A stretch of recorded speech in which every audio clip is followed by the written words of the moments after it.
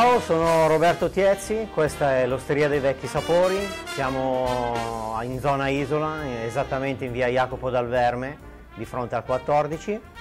La storia di questa osteria è una storia abbastanza lunga perché è un'osteria che esiste da 50-60 anni circa. 15-16 anni fa poi è stata rilevata da mio fratello, che ha iniziato con questo nuovo nome. Prima la trattoria si chiamava Trattoria Romagna. La nostra cucina è una cucina regionale, tradizionale. Le cose più interessanti e più richieste sono lo zigeuner, che praticamente è uno spiedone di legno dove viene avvolta intorno della carne di manzo. Piace molto il tartufo, tagliolini al tartufo, oppure la carne cruda al tartufo.